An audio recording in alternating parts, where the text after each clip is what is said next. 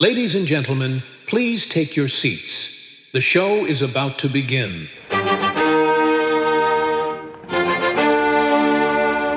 Is this thing on? Oh, good.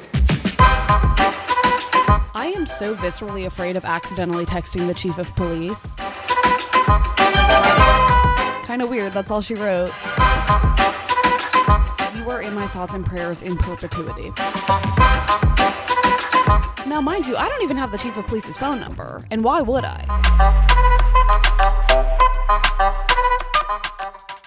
Hello, everyone, and welcome back to Monologuing. I'm Mads Mitch, and I am your host today and always because, well, quite frankly, this is literally my podcast, so who else is going to host it? Happy freaking Monday. It is Monday, September 8th, so naturally, I am recording this episode on September 7th. Shoot, oops, I did it again. It's a cycle I'm desperately trying to break for the sake of my sanity, my peace, my mental health, my overall well-being, and the list really does go on and on and on and on. So updates to come on that. I hope you had a fabulous weekend. I hope you're feeling well rested and rejuvenated and ready to tackle whatever life might throw at you this week. And I don't think that that's asking too much of your favorite podcast host.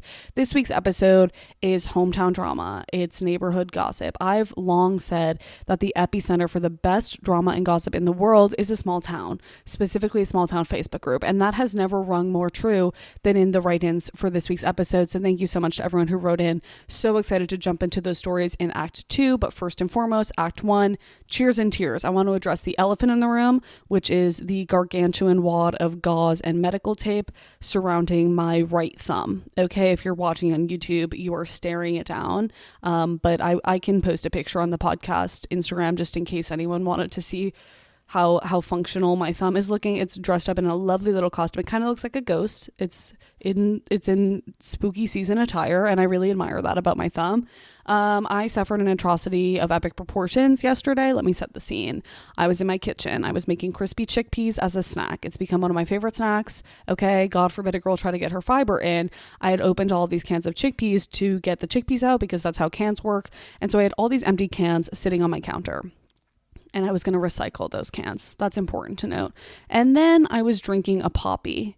Okay, it was the Punch Pop limited edition flavor Poppy. It's the best flavor of Poppy. I'm an Olipop girl through and through and through, but this flavor of Poppy, it just hits every single time. And so I had just finished a Poppy, and I went to go because I have a brain and eyes. I could tell that the Poppy can would fit inside one of the empty chickpea cans, and I wanted to consolidate my recycling because I'm nothing if not an eco warrior. And I went to put the Poppy can inside the chickpea can, and for whatever reason, the Poppy can was resisting that.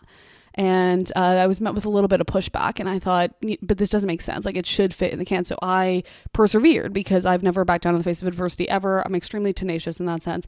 And I pushed the Poppy can further into the chickpea can, in the process, slicing my finger wide open, just wide open, unfortunately just so wide open.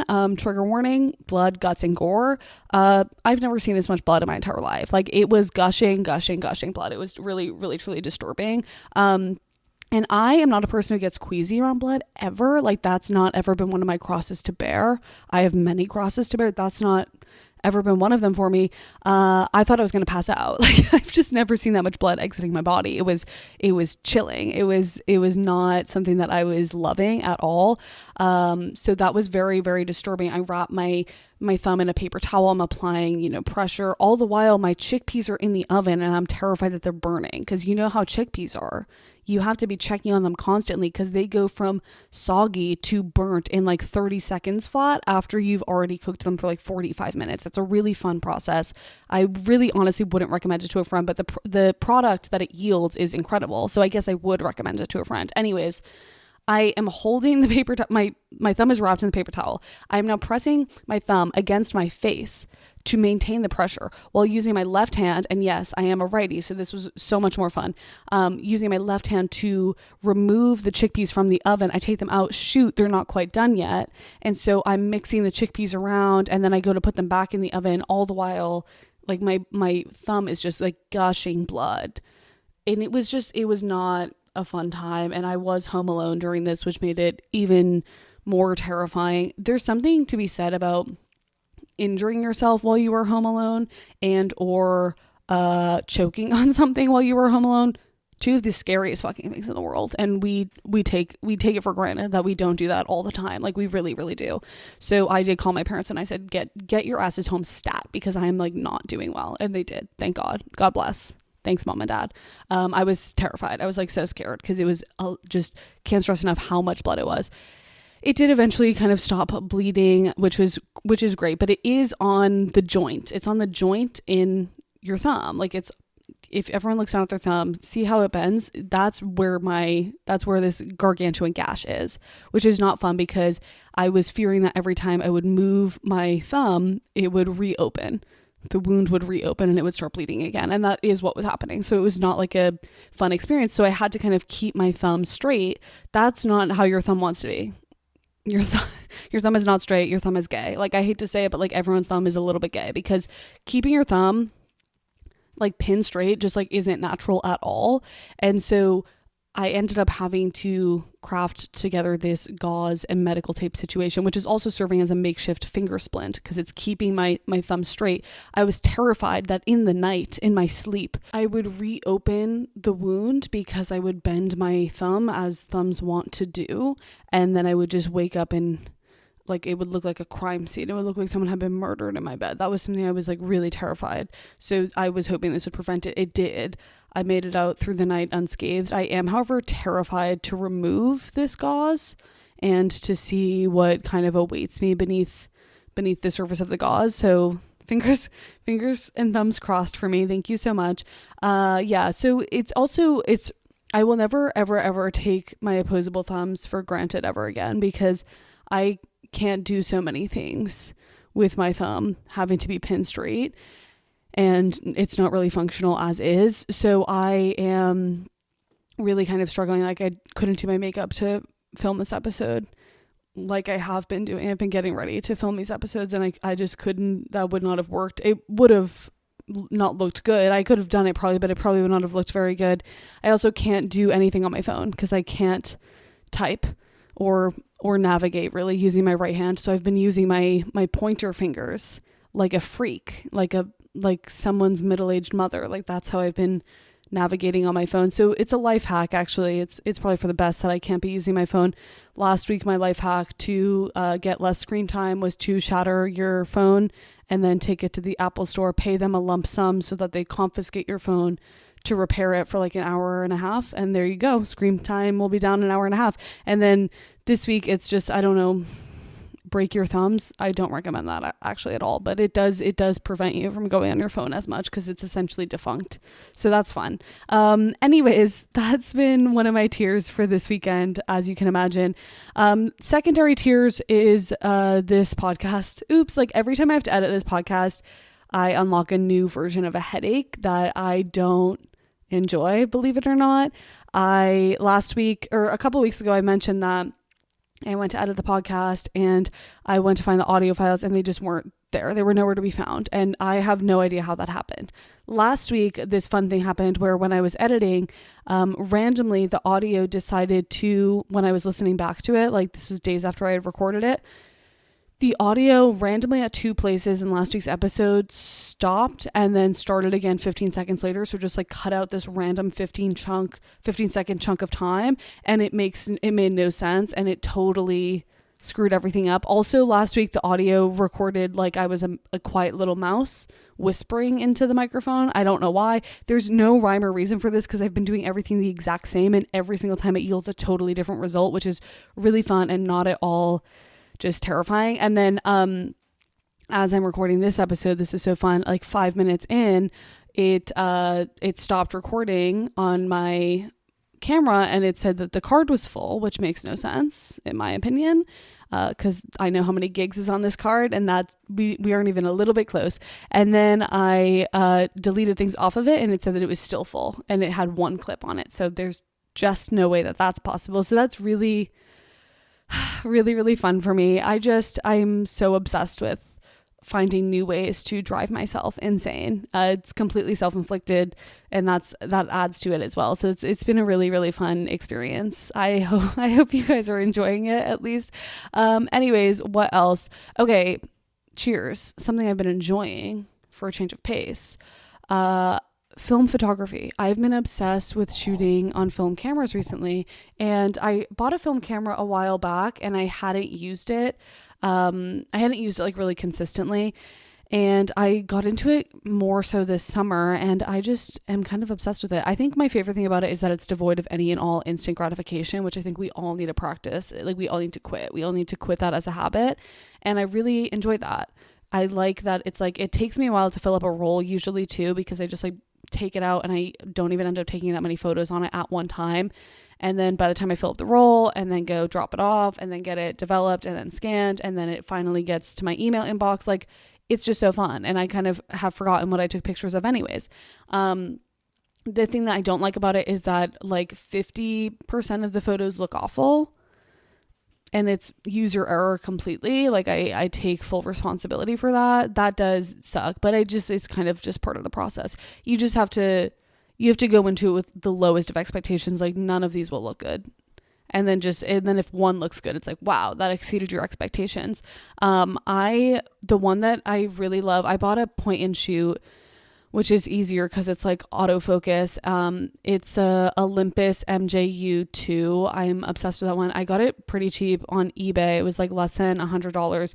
And life hack, but also now it's not a life hack. The life hack is, if you're buying things on eBay, electronics, this also goes for designer goods, buy them from Japan, because Japan has really, really strict regulations and guidelines about what can be sold. So like, you're way less likely to get like a counterfeit if you buy it from Japan. And also, Japan takes such good care of things that everything I've gotten, it's like literally from 40 years ago and it's in pristine condition. Like, they clean it, they like fix everything up really nice. Like, it is in much better condition than if it had come from the US, 100%. However, now there is like a huge tariff on things from Japan, which is fun because you, the consumer, pay for it out of pocket, which is great, because I thought that those tariffs were just supposed to help with lowering the cost of eggs. So I guess I'm not like an economist, so I'm not really sure how that all works, but that does, it blows. Unfortunately, that does blow.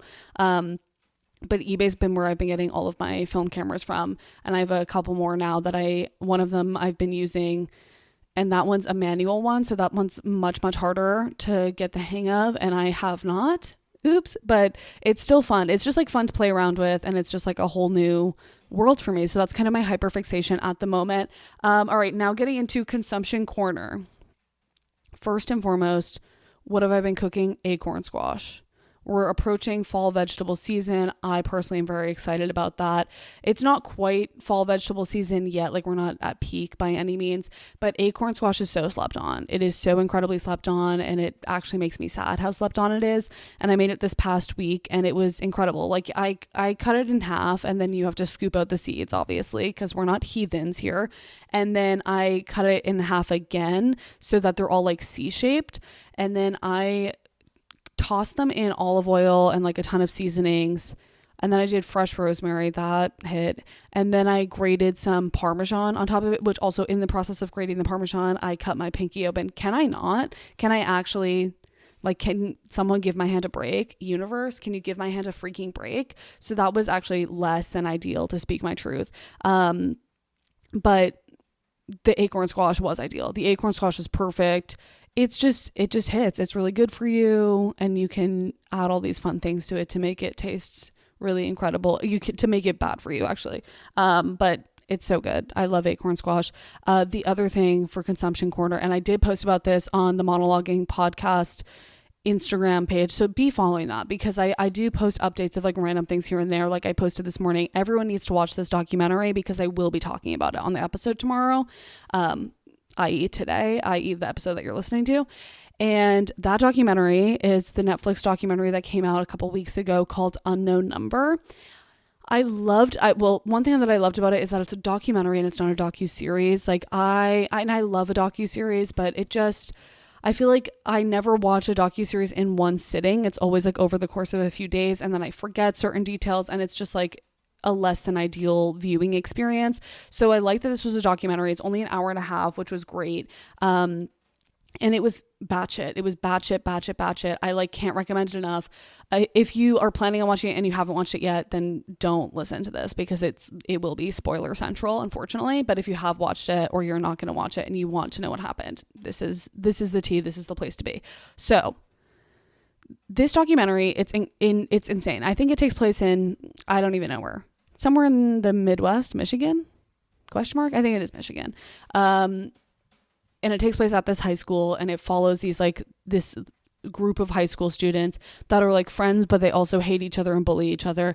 And this one girl starts to get all these text messages from this unknown number, hence the title of the documentary. And this person who's texting her is like harassing her and bullying her and saying the most crazy heinous shit to her. And it really focuses a lot on her boyfriend at the time too, and how he's gonna leave her and he doesn't actually like her and he wants to find someone else, and like all of these like awful things, right? And then the police get involved, and then the FBI gets involved, and lo and behold, the entire time it's her mom. Her mom was the suspect. Her mom is the perpetrator of all of this.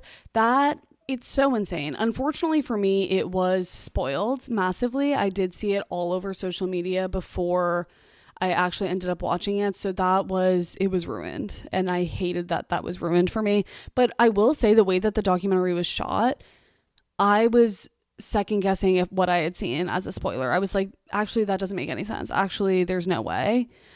Just because of the way that the mom was like so involved in the documentary, like that really threw me for a loop. So even though I did know, I was like second guessing it, and I was like, maybe what I saw wasn't actually what I saw, because I like tried to avoid it because I knew I was going to end up watching the documentary. So but I was so thrown off by the fact that it was the mom, and it was so disturbing.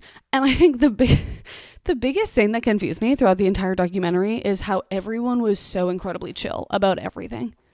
There was not one point in that documentary where I felt like people were treating this case with like the severity that it deserved. Like no one was taking it as seriously as I feel like they should have been taking it. Like this girl was getting threats, literal threats to like kill her. Okay. And then they find out it's the mom, and they're like, oh, the way that I think it was the FBI agent that was at the house that was breaking the news to Lauren that it had been her mom the entire time. The way that he went about it is he's like, your mom's been having a tough time. And I know that he was like, a big part of what he was doing was trying to help Lauren process it and try to not make her mom like the villain. I don't know. Like, I guess I understand his approach to some extent, but he was like way too chill about it, and everyone was way too chill about it. And then the mom's hugging Lauren, and that was so jarring. I'm like, stop touching her. Literally get the fuck away from her. You threatened to kill her. You literally threatened to kill her. I feel like people just kind of forgot about that part. People forgot about the fact that like she threatened to kill her. Get her away. Like literally lock her up immediately. Like she should be being arrested and being walked out of this house right now. Why are you letting her hug her? That woman is so insane. She's so insane. She's so far gone. I also did see a lot of people say that had the roles been reversed and had this been her dad instead of her mom, that the consequences would have been more severe. And I agree wholeheartedly. I think there was an element to this where Lauren's mom was able to like take advantage of the fact that like she's a mom, and that kind of to some extent not in the eyes of myself or in anyone who's sane, but I feel like exonerated her a little bit, because it's like, oh, but she's just like a mom, like what is she really gonna do? And it's like, she's insane. She's literally insane. Like the fact that she never physically harmed anyone that was involved in this, I feel like is they should all be like, they should all be incredibly grateful that it never got that far. I'm talking about law enforcement. Like I am so happy that it didn't get to that point, but I feel like that was absolutely like something that 100% could have happened. It was such a crazy story. I think the way that Lauren has handled it, obviously there's been so much discourse about this online, about Lauren and whether like how she seems to like still be like, oh, I love my mom still. And a lot of people were saying that some of those clips were like taken out of context, and that's one of the interviews was from years ago and then the other one was much more recent, which does make sense because I feel like at the end it was very confusing because some clips she was like, yeah, I haven't spoken to her, like whatever, and then she's like, but I love my mom. It was like very juxtaposed, and so people were saying that those interview clips were years apart, which that would make more sense to me because I can get it that maybe I can understand that maybe like right after it happened she's so shell shocked, she hasn't processed anything yet, that she's like still feeling somewhat sympathetic towards her mom, but then obviously as time goes on and she like processes things more and hopefully sees a mental health professional and gets more distance from her mom, I would think that would lead her to be like, okay, no, I need space, like you're actually insane and this is not good. So I hope that that's the case, and I'm glad that her dad, I looked this up afterwards because I don't think they said this in the documentary, that her dad did divorce her mom, thank God, and her dad had full custody, even though now she must be over 18. And now the mom's out of prison. It's crazy. My biggest gripe with the entire thing is how she was not charged with any form of sexual harassment or any other type of crime pertaining a minor. She was only charged with like felony stalking or something like that, which is not enough. Because this was harassment, and I know that stalking is a form of harassment, but this was also sexual harassment. Like, and the fact that it was sexual harassment in tandem with the fact that these were minors is crazy that there were no charges pressed to that extent. I have no idea why that was the case. I also like hate that I think it was hard because as the person making the documentary, wanting to have the mom as part of it, I completely understand because I really think that added to it. Like the fact that the mom was like a willing and able participant of this documentary was crazy. And I feel like that's so rare to have happen, like that you get the perpetrator as part of the documentary. But I think because of that, they were really kind of like tame and kind of pussyfooted around some of the things that I feel like they really needed to grill her on. Like, you were fully obsessed with her boyfriend. You were fully obsessed with him. And I guess a lot of people have said that there were like that in the town it was like known that she was like obsessed with him and that his parents knew that she was obsessed with him. She like tried to go on family vacations with them. She tried to travel to like see his like, I don't know, basketball tournaments or something, like without Lauren. Like she was obsessed with him. And I wish that they had touched on that part of it more, but I think a lot of what they did was to kind of like placate the mom so that she would remain a participant of the documentary, which is just hard because like I understand that, but I think like that you kind of missed out on a lot of the details there. Apparently there's a really good article, a really good cut article about this whole thing, so I'm really excited to read that because that came out before the documentary and that apparently has a lot more details that they missed in the documentary, so I will definitely check that out. But this documentary was just fucking batshit, like start to finish. It was so crazy, and everyone was just weirdly so chill about it. I think also I was seeing a lot of people critique the dad for the way that he reacted when he found out. And I honestly feel like he was just so, like the rug had just been so pulled out from underneath him. Like he found out that his wife, who is in charge of the finances, had been lying about the fact that she was employed, had been lying about the fact that one of her jobs, she didn't quit, she was asked to leave, like she got fired. And then also finding out that his wife is harassing his daughter. Like that is just so much information to find out in one fell swoop that I feel like it makes sense that like he wasn't able to process it and like get mad at her about everything all at once, because it's like that's information overload. So I do understand that, and I'm glad that I was honestly afraid that the dad wasn't going to divorce the mom because I was just like, everyone's just like way too chill about everything. So I was glad when that finally happened, and I'm glad that like he put his foot down, and then it seemed like he had really worked on, fostering like a better relationship with his daughter. Not that he had a bad relationship with his daughter, but I think a lot of it was, the mom was her go-to, and I feel like I just am glad that she was seeing that like, oh, me and my dad have gotten so much closer. Like that's just such a good thing. I think like, yeah, like lean into the sane people in your life. I feel like that's unfortunately like much needed for her, but just a crazy story start to finish. I think the reason that she would have wanted to be in it is because like I think it was her cousin that they interviewed. Her cousin said she loves attention. Like she loves attention. And I think it's so crazy to be a literal criminal, but to love attention so much that you go on a documentary that you know will make you look bad because your actions look bad. And her justification for everything, I mean, not that there's anything that could justify that, and like I think we all know that, but the way that she was able to justify it to herself, like that shit scares me, because what do you mean? Like, what is going on inside of your head that you can justify that? That is so beyond heinous to me. Okay, without further ado, let's jump into Act 2, your hometown drama and your neighborhood gossip. Okay. At least 2 chainsaw murder attacks in the last decade. Small town of 75,000 people outside of one of the biggest cities in America. 75,000 people, that sounds like a lot. Maybe you meant 7,500. I don't know. 2 chainsaw murder attacks. Yeah, because one is crazy. One is too many. To have a second, it's like that's one of the least good things to have a copycat in. Chainsaw murders. You hate to see someone be inspired by a chainsaw murder attack. You really, really do. Although for America, that's shaking it up. They're diversifying. So something to be said about that. A new weapon of choice, I guess. I don't know. Maybe that's maybe it's a silver lining. It's not, and it's not. And I take it back, and it's not. Okay. A funeral town in my hometown, a funeral town, you mean a funeral home, I think.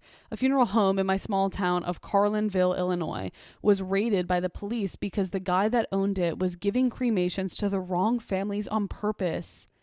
He's always been an absolute narcissist and an insane human.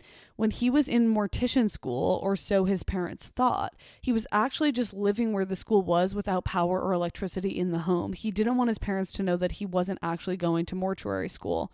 He eventually had an affair with someone I grew up with, and they got pregnant. They ended up getting married and had 3 more children over the course of the years. However, they've always hated each other, and the girl I grew up with would talk about them getting divorced all the time.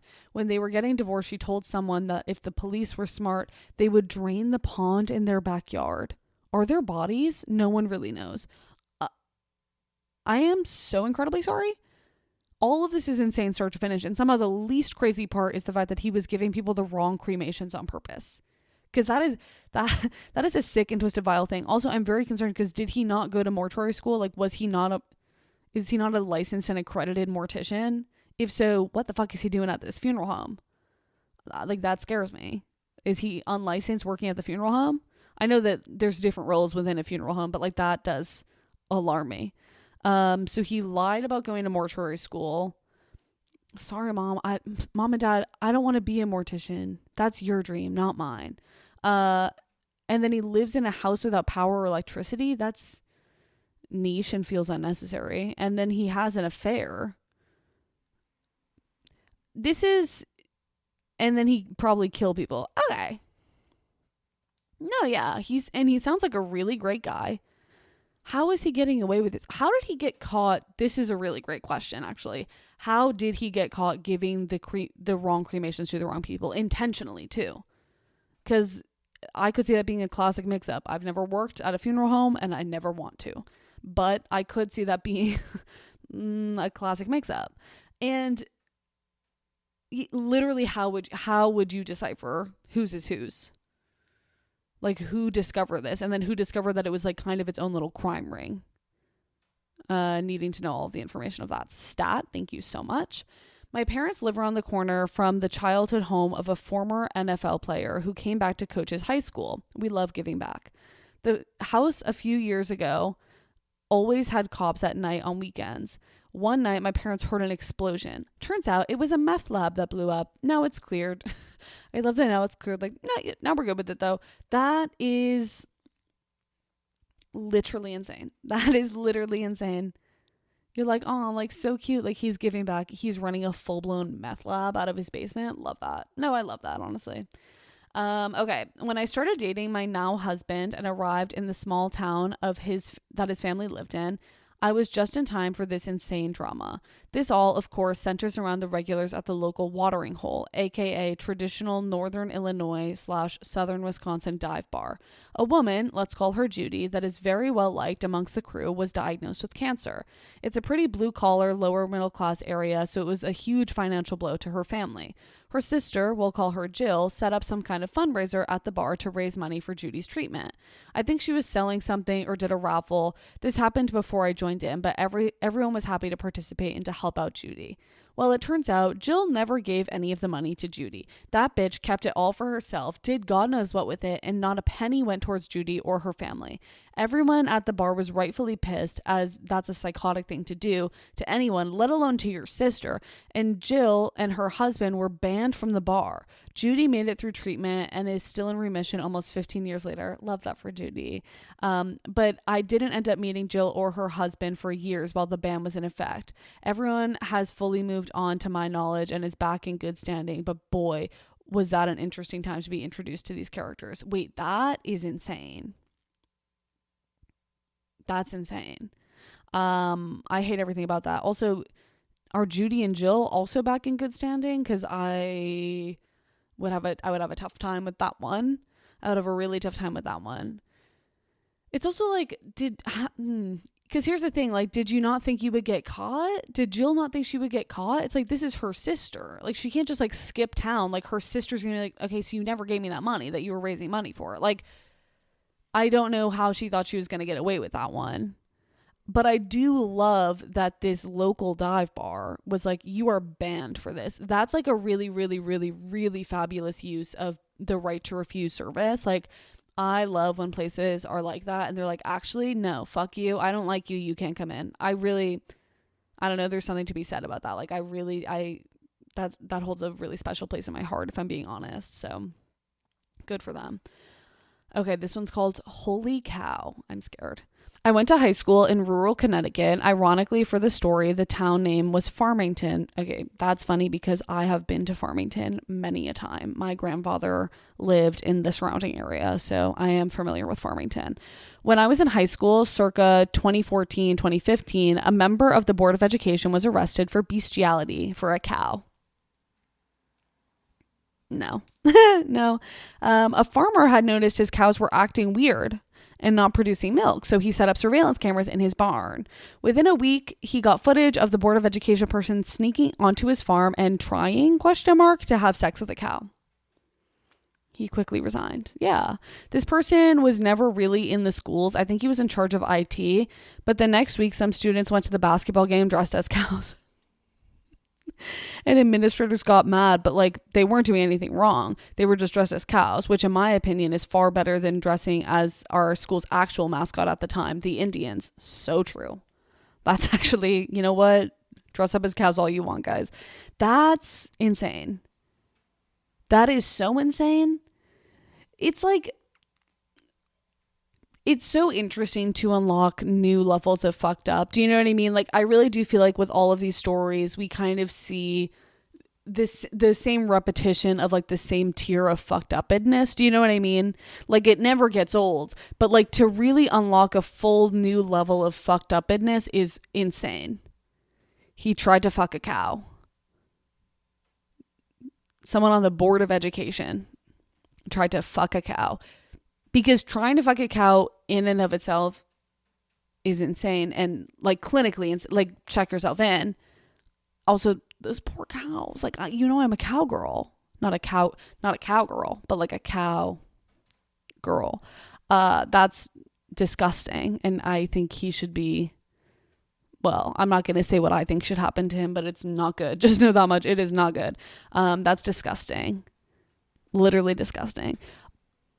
The thing that I am getting hung up on, besides the obvious, besides the main part of this that's heinous and disturbing, is like, was this just like a random local barn? Because it just said a farmer noticed his cows were like, the logistics of like, oh, there's this farm, you know what? I think this is something I'm going to do. I'm going to break into, because that's like trespassing in and of itself. And then do you not think about surveillance cameras? Like, are you just like, I just am so intrigued and not intrigued. Disturbed is really the better word, but it's just like, in what world did you think this was going to go well for you? That's my question. In what world did you think this was going to be like an okay thing? This would turn out okay. Okay. This was not my neighborhood Facebook page, but my cousin's. It's so dumb and probably not juicy like the other drama, but cracks me up. Their neighborhood is basically one street, so everyone always knows what houses are being talked about on the page. One day, a woman posted an extremely long post. She was extremely upset and was feeling threatened in her own home. She had come home from work or something and had found an arrow from a bow and arrow in her backyard. She went on to say how she had experienced this before and knew one of the houses around her had children that always seemed to be messing around outside and not caring about people. And literally just ranting about how she felt her house and her were being targeted. She was basically calling out this one family by name openly on this post with no shame. Love that. The best part is that she posted a photo of the supposed arrow with the rant. The drama that she felt she needed to contribute and address all surrounded that of a foam Nerf dart landing in her backyard, like one of those stupid ones that literally couldn't hurt a fly, but apparently the peace and comfort of this woman. But people totally lit into her in the comments because, ma'am, maybe get a life.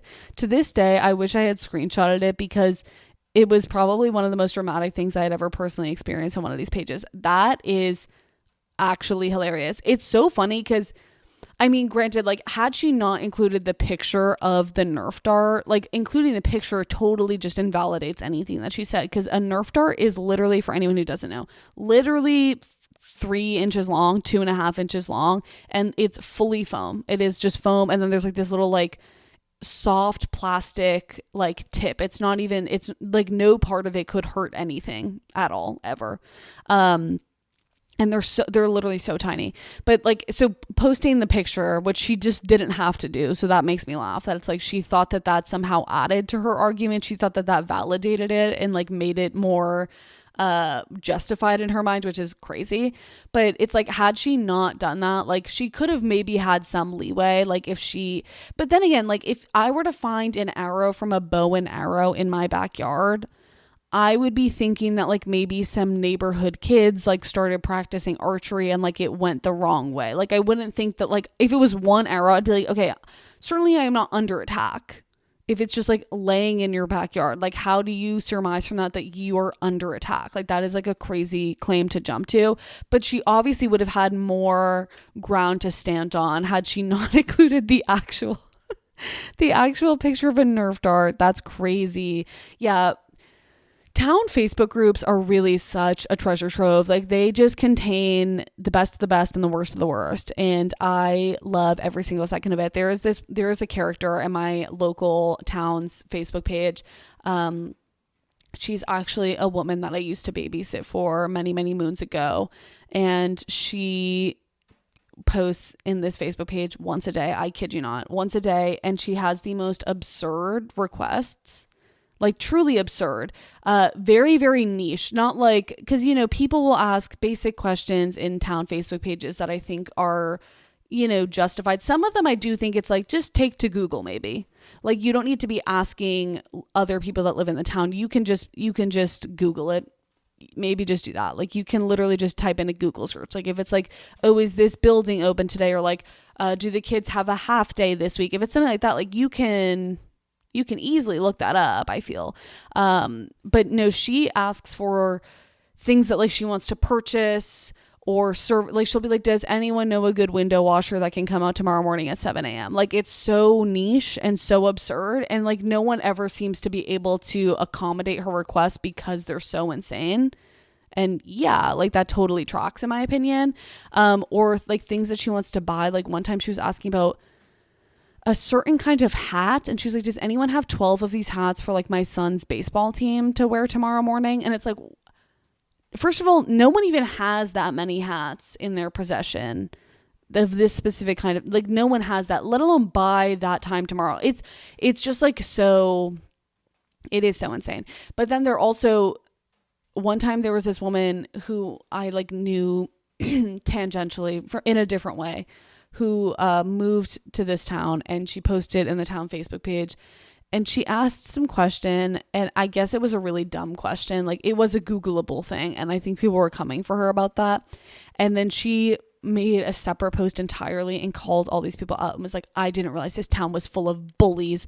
I didn't realize that you couldn't ask a simple question. I was always told that people in this town were nice and friendly. And she went off, and then everyone was getting mad at her. Like, it didn't land the way that she wanted it to, and she essentially got bullied out of the town Facebook page. So there's always some good drama in there, or people complaining about things that, like, that's not a valid complaint. And that's coming from me, like someone who can literally complain about anything. And even I know that's not it. Okay. This one's titled Low Value Woman, so lock in. The moment you said you were going to do this episode, I sprinted to my hometown Facebook page and searched for a solid 10 minutes before finding this post from a few weeks back. I copy and pasted it into my notes app and did not change a thing about this post. It is totally original with all of its misspelled words, bad grammar, and run-on sentences. I hope you find it as hilarious as I did. Okay, so this post was in a small town Facebook page. It's so important to remember that because it makes no sense. In small towns like Monticello, there are always a number of low-value women who hate traditional men. They hate them because these men want nothing to do with them. These women often have fatherless kids or a useless baby daddy or two, low morals, low intellect, pot-addled minds, dirty homes, and unattractiveness. I hate when I have unattractiveness. God damn it. I've seen so many. They live off the spoils of small town America, yet scream hatefully about it. They love to hate whites. What? They love to hate whites, older people who, but who is spelled with a W at the end, so it's how. Wow. People who work and don't live off link cards. They scream at you to avoid looking in the mirror. Is that a metaphor? Okay. They are supported by like-minded fools. So it's essentially an echo chamber around these people. They are fearful of men who put up with them. I didn't mess that up. They messed that up. It's important to me that you know that. When you see these women here, I challenge you to look at them. Ask yourself, are they of value? Are the men who support them people of value? You might find their opinions to be useless. If you date them, they have demands because of course they are an independent, opinionated princess, in quotes. What do they bring to the table? Usually nothing of value. This is why high value men are avoiding marriage. Yikes. Okay, fine. Let's get into it. Okay, my favorite thing is like, why are you posting this in a small town Facebook group? Why are you ranting about low value women in a small town Facebook group?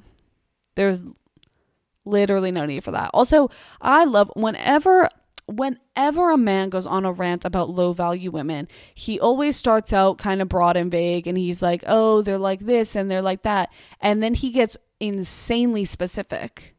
And you just know that he's talking about one particular girl from 7th grade who broke his heart. Like, you can tell because he starts off being like, oh, they have low intellect and low morals. And then they call you a stupid fucking bitch. And it's like, okay, that's feeling personal now. Maybe this is now feeling personal. Okay, these women often have fatherless kids or a useless baby daddy or two. Low morals, low intellect, pot-addled minds. That's crazy to me. I'm just so obsessed with that. Dirty homes and unattractive. Dirty homes. Like, how would you know if this like random woman that you meet in public has a dirty home? You just would never know that. And unattractiveness. I just am obsessed with how that's on this list. I've seen so many. They hate whites and old people. I feel like maybe this was an old white man that wrote this then. They live off the spoils of small town America. I can't even begin to know what that would mean. They scream at you to avoid looking in the mirror. That's just like, that is so crazy. You might find their opinions to be useless. That's not even making sense. I think you do find their opinions to be useless. So just say that. If you date them, they have demands because of course they are an independent, opinionated princess. Like, that's so specific.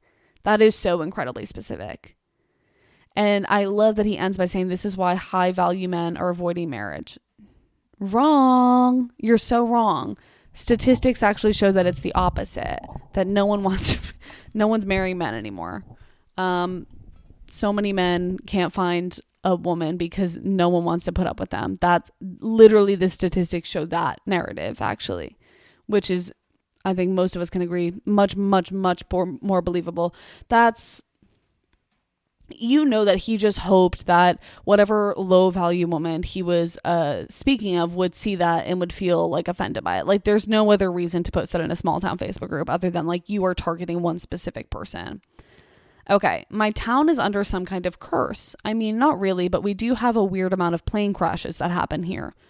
Nothing could have prepared me for that. Okay, one crashed near my high school and into 2 houses. Unfortunately, the pilot and a nearby UPS driver died. Oh God, that's awful. Another hit a nearby hill. The pilot died. And another one crash landed on a freeway. There were no deaths. But the strangest part is all of the pilots that were involved in these accidents were some kind of medical professional. And these all happened in a 3-year time span. That is really interesting. That is weird. That is some sort of weird curse. So if you live in this area and you are a medical professional, under no circumstances pilot an aircraft. Under no circumstances. That is weird. That, like, do you live by a very active airport? Like what? I don't know. There has to be some sort of overlap there that has some sort of explanation. I just don't know what it is. There was only one gay person out in my neighborhood, the south side of Chicago. He broadcasted every man he'd been with from our neighborhood. It was legendary. That is legendary, honestly. He said, oh yeah, you guys think I'm the only gay person around here? Wrong. I'm just the only one who will talk about it. And here's my list. Here's my proof. And it's just like a scroll. I love that, honestly. Okay, I live in suburban Georgia for context. One neighbor has Trump flags, fuck Joe Biden flags everywhere, even hanging from his fence facing the street. He is a complete asshole, calls the police if anyone inconveniences him, called the police on the neighbors across the street who are literal Eagle Scouts. Well, one day, I guess he and his wife got into an argument and the police were called, I think by the wife. The police showed up and this man meets them outside, gun in hand, and is threatening them. He immediately went to jail. The wife divorced him and the house just sold. Justice was served on this asshole and I sleep better knowing he got what he deserves in life. That's, you know what? I think that's a story of hope that we all needed. Like we all needed that. There's nothing better than watching like a tried and true grade A classic asshole just serve their karmic justice. Like that is a really, really, really beautiful thing to witness. And it's something that I don't think we see enough of, unfortunately. Like I know that like sometimes we see, maybe you hear about it like after the fact, but like there's nothing better than like getting to witness it. Like getting to watch the actual downfall of a person who sucks. And there's, I don't know, that just like makes me happy to witness. Okay, a year or 2 after I graduated high school, news broke that one of the girls I had gone to high school with was dating her high school softball coach. Ugh, it's disgusting. She graduated a year before I did, so she's a little older than me, but when she was around the age of 20 to 21, she started dating her softball coach from when she was in high school. According to my math, they met when she was in middle school, and he coached her throughout her middle and high school career. Interesting, right? Also, side note, I'm just saying, she started dating when she was 20 to 21. No, probably not. She probably just started dating publicly. They probably just started dating publicly at age 20 to 21. I don't know if we can be naive enough to think that that's genuinely when the relationship started. He also has a daughter that is 1 year younger than his girlfriend. It was crazy because when they were dating, they were so public about it. We're talking super public on Instagram. See, that's also giving, you're making up for lost time. Like that's giving, you've been secretly dating for 3 years and now you're at an age where like this could technically be socially acceptable. So now we can start posting about it. We're talking super public on Instagram, whole ass YouTube channel about an age gap relationship, international trips together, the whole 9 yards. Apparently he had reached out to her after she graduated and they started hanging out. LOL. It's been a while since I've seen all this, but there was lots of scandal on social media and it seems like they've broken up since. Lots of posts have been deleted and the YouTube channel is now nowhere to be seen. That's crazy. That is fully insane. That's just, well, it's never going to land the way that you think it is. Dating dating someone that used to be an authority figure to you when you were in school, it will never land the way that you think it is. I'm so sorry. I don't know who needs to hear that. It's also crazy to like take it to such an extreme of like, yeah, actually, let's make a whole YouTube channel about this. I bet the masses are really interested in this. Like, we need to let them know. Like, please, if nothing else, just keep it to yourself. Like, if that's what you want to do, if that's what's speaking to you, okay, I guess. I mean, as long as everything's above board and like legal, but like keep it to yourself because it's never going to land the way that you think it will. Hi, Mads. This is yet another tale of familial extramaritals. We are all too acquainted with this specific brand of what the fuck. Yes, we are. Okay, let's lock in. A guy who grew up mowing my parents' yard, 5 to 6 years older than me, went off to the Marines following his graduation, got married on his first leave home, popped out a couple kids, and has been married now for over a decade. His father-in-law left for work one morning only to realize he'd forgotten his cell phone. At home. Okay, very Midwest farmer dad coded. Upon arrival back at his house, he walked in to find his wife strapped into a sex swing, performing sexual acts on his son-in-law. Yeah.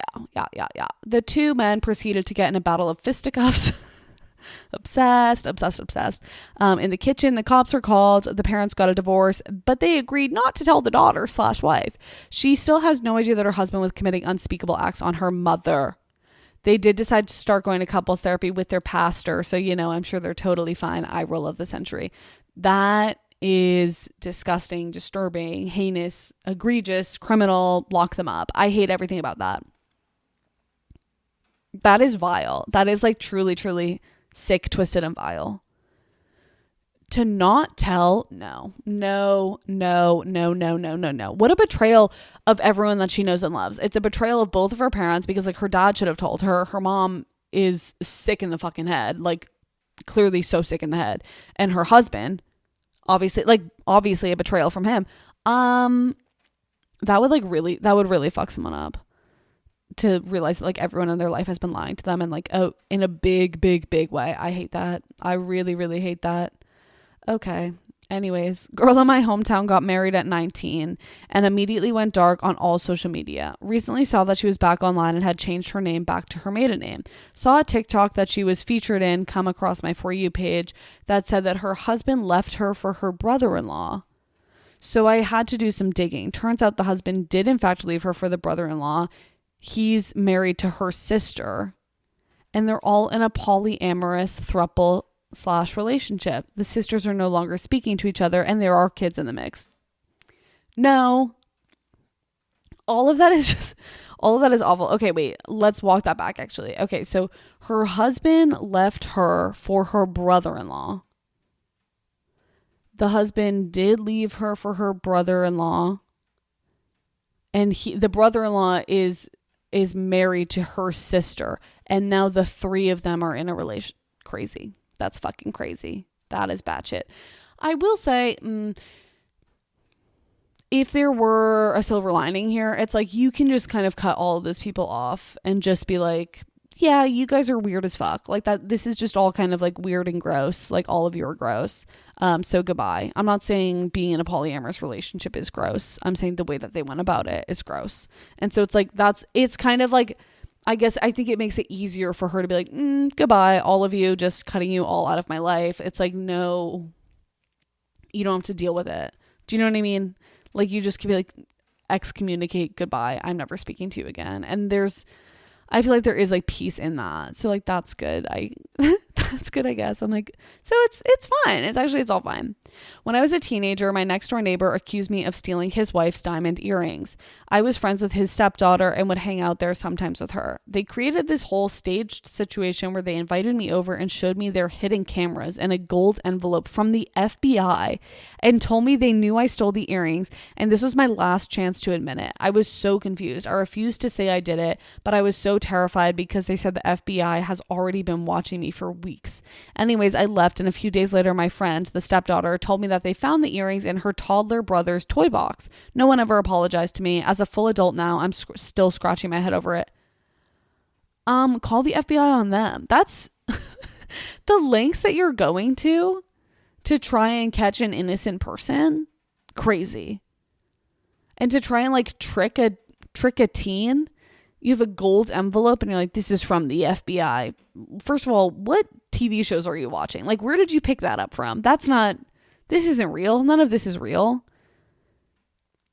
That is so sick. Ew, I hate that. I do hate like adults on a power trip around children. Like, it's like, just grow up. How about instead of all this hoopla, you just grow the fuck up? Like, maybe just save all of us like the time and energy and like the struggle. Just grow up. Thank you. Okay. All right. Last one here. Hi, Maddie. Love the show. Okay. So I have some neighborhood drama, but it was really our house's former drama, which carried over into our first bit here. Our house was a rental before we bought it, and a doctor lived there for some time. They got evicted for not paying rent months before we offered on the house. I was 8 months pregnant at the time, so we were moving at a super non-ideal time into a hot mess of a house which hadn't been properly cleaned out as we were told it was going to be before closing. Anyways, I'm 8 months pregnant, like I said, and I'm dual insured through my husband and through my work. Still not enough, America. So I'm getting mail from these insurance providers on the daily. A couple of times this doctor shows up at our front door and asks if there's any mail from him. Have it forwarded, duh. Anyways, one day I opened the mail and it's an insurance check for over $20,000. I opened the wrong mail and it was actually addressed to the doctor and not to me. So I called the insurance company and apologized for opening it and asked if they wanted me to shred it or send it back, etc. I explained the situation. This residence is not a medical office. This doctor used to live here, etc., etc. The woman on the phone was horrified. She immediately sent me a prepaid envelope to mail the check back and asked us not to interact with the doctor and said they were going to open a fraud case against him. So that's how I solved the insurance fraud scheme in my neighborhood and home. That's crazy. So he was just like scamming insurance companies. Honestly, unfortunately, that makes him a hero in my eyes. I'm like, he's scamming health insurance companies. Pop off, gang. They deserve it. And I mean that. I mean that. Rip off the insurance companies as much as we can. Like, we don't do that enough, I fear. Okay. Thank you so much for everyone who wrote in. This is your sign to just go outside a little bit more, take a peek, see what's happening in your neighborhood. And when you are inside, just circle back with your local Facebook page and see what's happening on there, because the juice never ends. Like, the tea never ends. It just continues and continues. Thank you so much to everyone who wrote in for this week's episode. I hope you have a fabulous week and I will chat with you next Monday. That's all she wrote.